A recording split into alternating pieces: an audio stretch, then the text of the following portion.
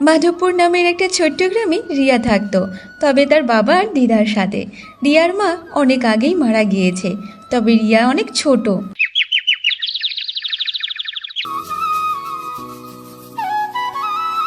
দেখ বাবা ভোলা, একটা কথা বলি শোন, তুই আবার একটা বিয়ে কর বাবা।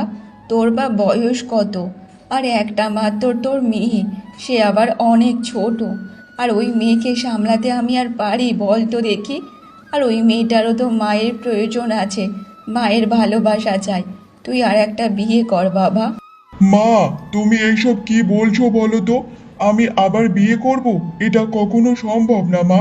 তুমি তো জানো সৎমারা কখনো ভালো হয় না। আর আমি যদি একটা মেয়েকে বিয়ে করে নিয়ে আসি, সেই মেয়ে আমার মেয়েকে দেখাশোনা করবে, তার কি কোনো কথা আছে বলো তো দেখি? দেখ বাবা, আমি বা আর কতদিন থাকবো? আমার যে বয়স হচ্ছে, আমি যে কবে চোখ বন্ধ করব না করব তার কোনো ঠিক নেই। আর সব সৎ মারা সমান হয় না রে। কিছু কিছু মেয়ে আছে অনেক ভালো। আর নিজের জীবনটা আবার নতুন করে শুরু কর। আর আমার নাতনিটা একটু মায়ের ভালোবাসা পাবে রে বাবা। দেখো মা, এমন একটা মেয়েকে বিয়ে করব, সে যেন না নিজের সন্তান না নেওয়ার কথা কখনো ভাবে।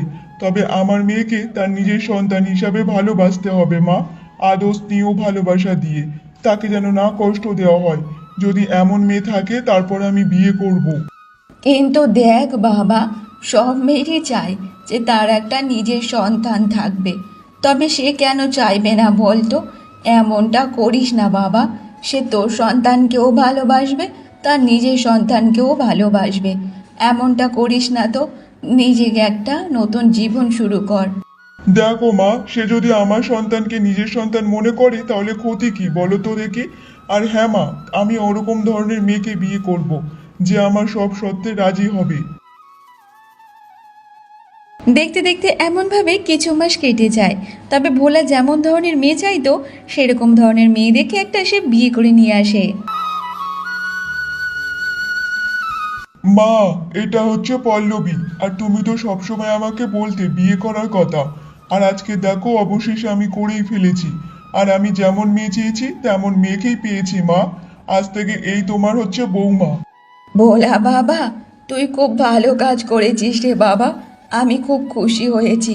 তোর নতুন জীবন দেখে আমি সত্যি অনেক খুশি হয়েছি। তা নিয়ে আয়, বৌমাকে নিয়ে ভিতরে আয় দেখি তো। বাবা বাবা, এই মেয়েটা কে বলো তো? আমাদের বাড়িতে এমন বউ সেজে কেন এসেছে?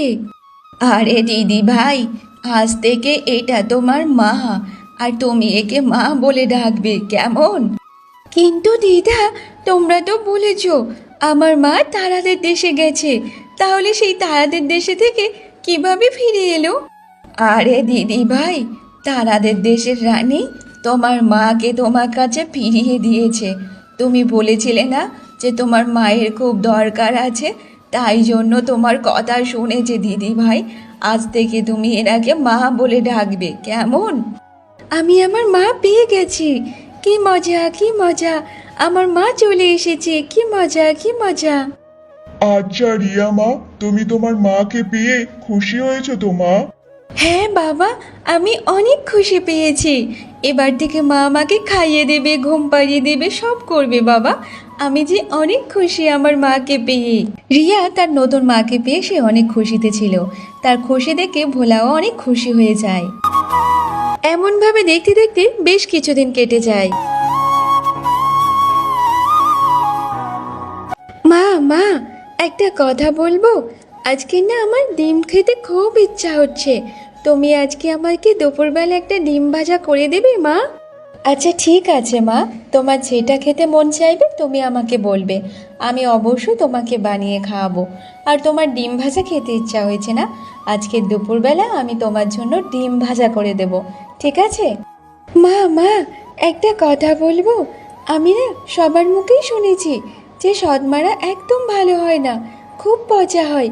তারা তাদের মেয়ে ছেলেকে খুব ধরে ধরে মারে। কিন্তু তুমি তো আমাকে খুব ভালোবাসো মা। তবে তুমি এমনভাবে আমাকে সবসময় ভালোবাসবে। না মা, সব সৎমারা সমান হয় না। আর তুমি না কারোর কথায় একদম কান দেবে না। কেউ যদি এইসব কথা শেখায় তুমি একদম শুনবে না। এইসব যে বাজে কথা মা, একদম এইসব কথাই কান দেবে না। আর তুমি তো আমার মেয়ে। আর কে বলেছে আমি তোমার সৎমা? আমি হচ্ছি তোমার নিজের মা, বুঝেছো? জানো তো মা, আমি তোমাকে অনেক ভালোবাসি। তবে আমিও সবাইকে বলে দেব, আমার মা সবার থেকেই বেস্ট। কারণ আমার মায়ের আগে কেউ মা হয় না। তবে মা, তুমি কিন্তু আমাকে ঘুম পাড়িয়ে দেবে, খাইয়ে দেবে, সব কিছু করে দেবে তো মা? ঠিক আছে মা, তুমি একদম চিন্তা করো না। তোমার সব খেয়াল আমিই রাখবো। তোমাকে খাইয়ে দেওয়া, ঘুম পাড়িয়ে দেওয়া, স্নান করানো, সব কিছু আমি করাবো। এত বেশি তুমি চিন্তা করো না মা। তোমার সব কিছু দায়িত্ব আমিই নেব, বুঝেছো? তারা যখন মা আমি এমনভাবে কথা বলছিল, ঠিক পাশের ঘর থেকে টুম্পা সব কথা শুনতে পায়। আচ্ছা ঠিক আছে মা, আমি এখন তাহলে বন্ধুদের সাথে খেলতে যাচ্ছি। আমি দুপুরবেলা এসে ভাত খাবো। আর তুমি কিন্তু আমার জন্য ডিম ভাজা করে রাখবে। আচ্ছা ঠিক আছে, খেলতে যাচ্ছ খুব ভালো কথা, কিন্তু পুকুরের চারিপাশে একদম যাবে না, ঠিক আছে? আর শোনো, তাড়াতাড়ি বাড়িতে চলে আসবে। আমি তোমার জন্য ডিম ভাজা করে রাখবো, তুমি এসে খেয়েও। তারপর ওখান থেকে রিয়া চলে যায়। রিয়া চলে যাওয়ার পর টুম্পা আসে তার বৌমার সাথে কথা বলার জন্য। শোনো বৌমা, তুমি একটু আমার নাতনিটাকে ভালোবাসা, আদর, যত্ন দিয়েই বড় করো। ও কখনো মায়ের ভালোবাসা পায়নি। আর শোনো মা, আমি আজকে তোমাকে দেখেই বুঝতে পারলাম যে সব সৎ মারা সমান হয় না। তবে তুমি আমার নাতনিটাকে একটু ভালোভাবে ভালোবাসা দিয়েই খেয়াল রেখো মা। মা, আপনি এত কিছু ভাবছেন কেন বলুন তো? আমি আপনার নাতনিকে আমার নিজের মেয়ে ভাবি। আর নিজের মেয়েকে ভালোবাসবো না তো কাকে ভালোবাসবো বলুন তো? আর আপনারা সবসময় সৎমা করেই যান। কেন, সৎমারা কি ভালো হয় না? নাকি সব সৎমারাই খারাপ হয় বলুন তো দেখি? না না বৌমা, এমনটা না। আমরা তো নিজের চোখে গ্রামের আশেপাশে দেখেছি মা, যে সৎমারা তাদের মেয়েদেরকে কতটা মারে ধরে তাদেরকে কত কাজ করায়। তাই জন্য বললাম মা, যদি এই বয়সে এই সবগুলো দেখতে হয় তাহলে মরে যে শান্তি পাবো না মা। এইসব নিয়ে একদম চিন্তা করবেন না মা, এটা তো আমার পরিবার।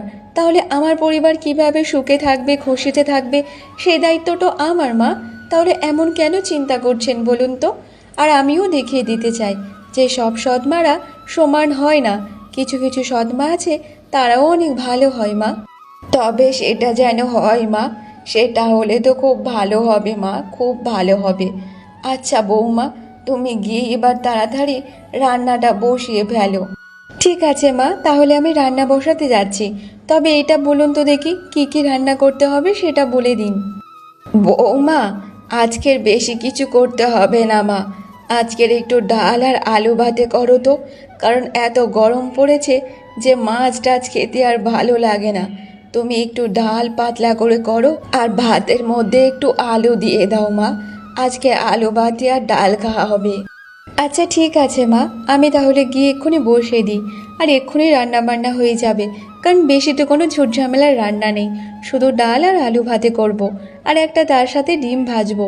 কারণ রিয়ার ডিম খেতে যে খুব মন চাইছে, তাই জন্য ওর জন্য একটা দুপুরবেলা ডিম ভেজে দেবো মা। আচ্ছা বেশ বেশ বৌমা, তাই করো মা।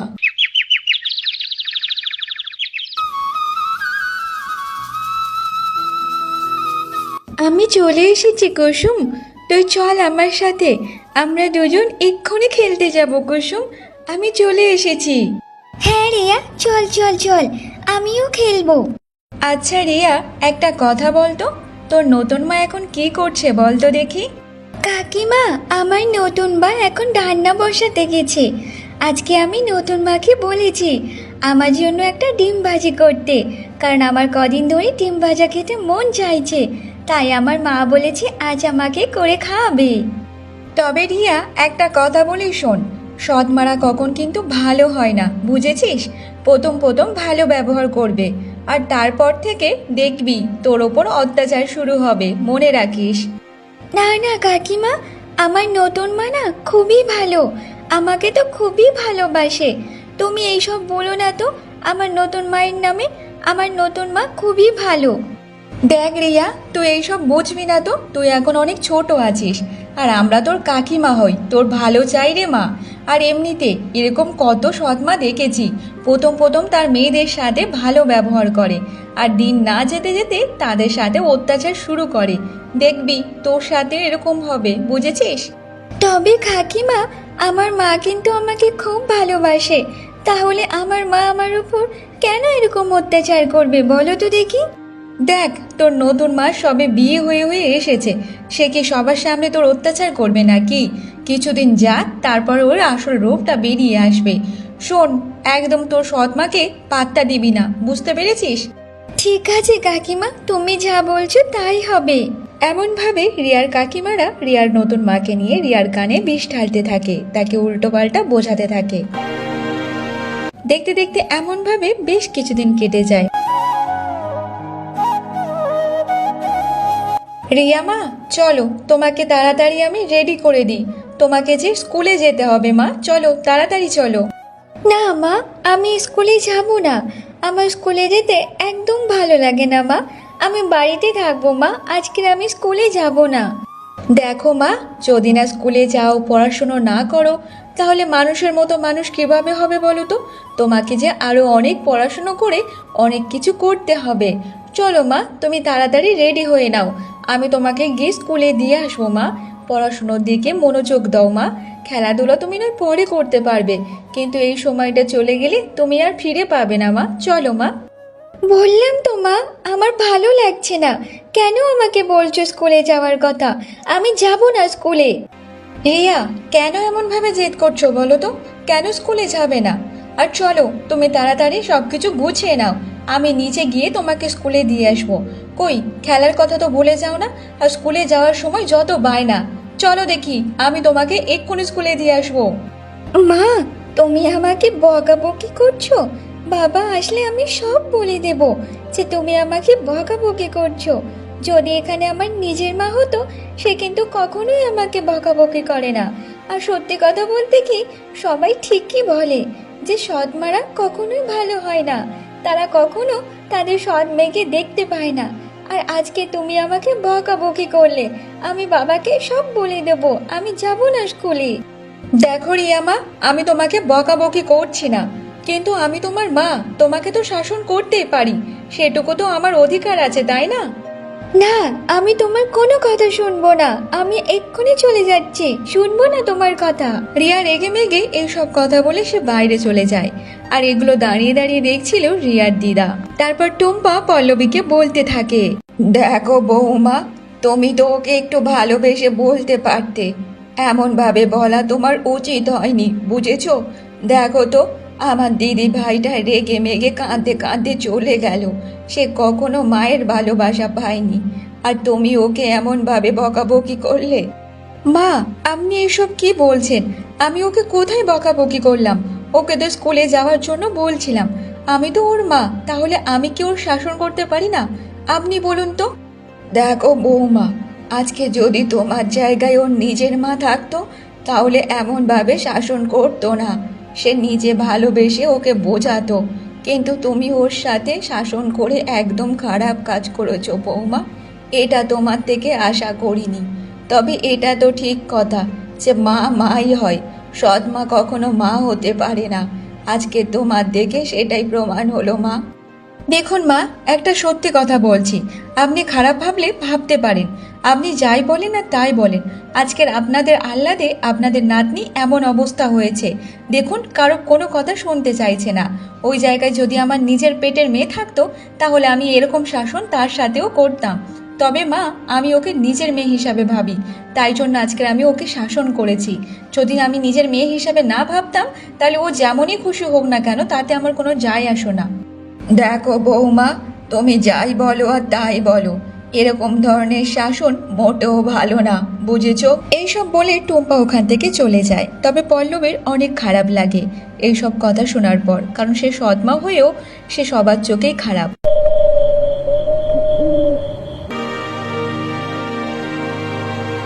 পল্লবী, আমি শুনলাম আজকে নাকি তুমি আমার মেয়েকে ধরে বকাবকি করেছো, কিন্তু কেন করেছো বলো তো? আমি তো তোমাকে বলেছিলাম ওকে সবসময় ভালোবাসবে, বকাবকি না। তাহলে ওকে কেন বকাবকি করেছো তুমি?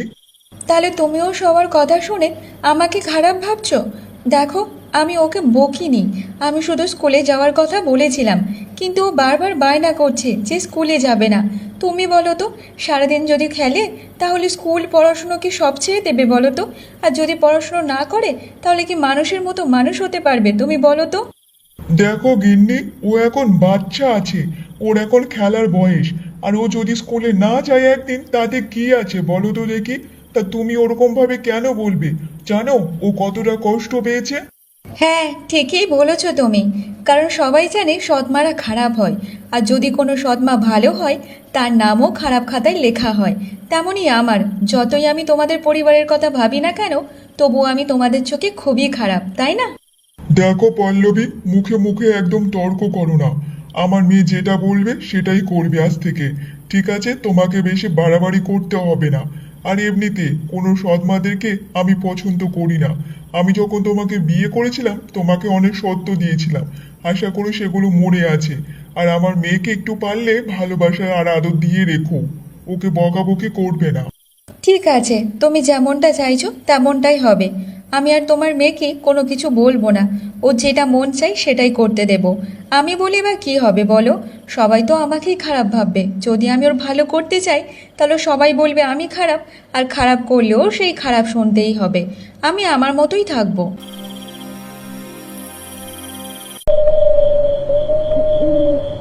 দেখতে দেখতে এমনভাবে বেশ কিছুদিন কেটে যায়।